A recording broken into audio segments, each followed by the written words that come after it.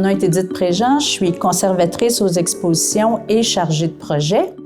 Alors, à titre de conservatrice aux expositions, c'est moi qui conçois et prépare et organise les expositions qu'on appelle ethnologiques, c'est-à-dire qui mettent en valeur les objets de la collection permanente du musée.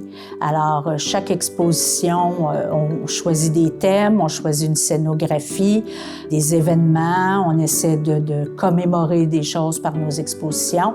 Alors, moi, je suis en charge de ces deux expositions-là qui prennent place chaque année.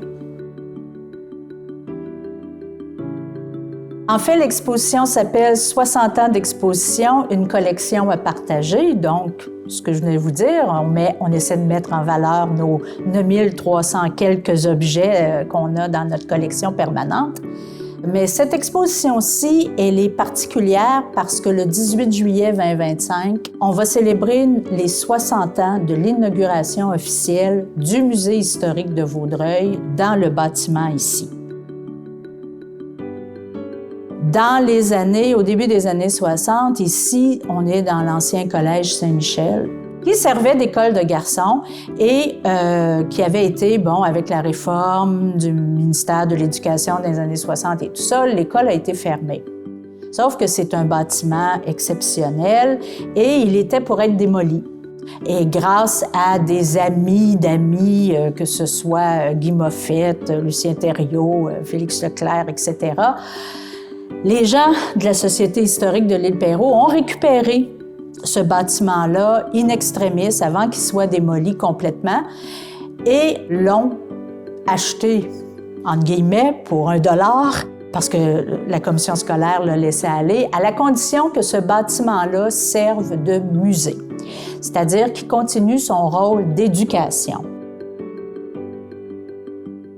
Et le 18 juillet 1965, on a inauguré en grande pompe le Musée historique de Vaudreuil, qui a changé de nom en 1980 pour le Musée régional de Vaudreuil-Soulanges. On a voulu mettre en lumière ce moment-là, donc ce 60e anniversaire-là, par la présentation des différents thèmes. Les objets qui sont présentés, c'est des extraits, si tu veux, c'est des objets qui sont sélectionnés de diverses expositions qui ont eu lieu au cours des ans, au cours de ces 60 ans-là. Alors, on a sélectionné des expositions qui avaient fait plus de bruit, si tu veux, et on a sorti des objets vraiment iconiques de notre collection parce qu'on a une collection très précieuse. Souvent, c'est des objets usuels du passé. Donc, quand je parle d'objets usuels, c'est-à-dire des objets dont on se servait tous les jours, c'est aussi des objets qui sont représentatifs de certains savoir-faire. Donc, on a beaucoup, nous, d'objets qui sont liés à l'agriculture ou à des savoir-faire qui se sont perdus, que ce soit la ferronnerie, la charpenterie,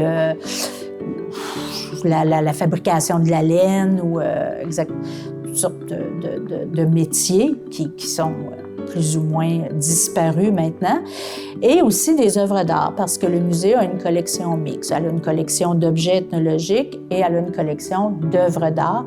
Des œuvres d'art qui remontent même, la plus vieille remonte au 17e siècle, qui est un ex-voto extrêmement rare, qui n'est pas exposé, mais qui fait partie de la collection. Mais on a exposé certains portraits dans cette exposition-ci parce que ça vient chercher, à un moment donné, le musée a pris une vocation régionale, donc on s'est mis à parler beaucoup de nos origines seigneuriales. On voit certaines représentations des premiers seigneurs de Vaudreuil. Donc, on a commencé vraiment notre vocation régionale en parlant de nos origines, puis après, évidemment, on va plus vers une ouverture vers le monde, ce qui est le rôle de l'institution muséale maintenant. Là, on n'est plus dans la régionalité. Puis, on a mis en valeur également notre musée parce qu'on a dégagé le foyer. Ça faisait quasiment 25 ans qu'on n'avait pas vu le foyer parce qu'on avait besoin de murs.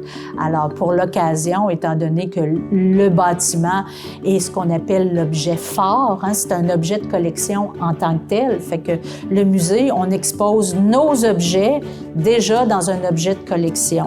Alors, on a mis aussi en valeur, c'est ça, le bâtiment.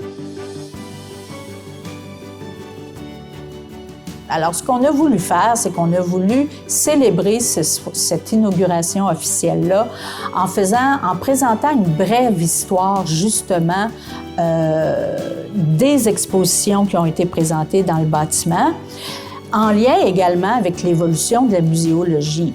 La muséologie des années 60, c'est plus celle de 2024, là. On est complètement ailleurs. Alors, le musée, par cette longévité-là, s'est intégré dans ces changements-là, s'est adapté, puis a été aussi souvent novateur. Un musée sans visiteurs, ça ne sert pas à grand-chose. Alors, c'était vraiment l'occasion de célébrer la mise en exposition, le rôle du musée dans la région.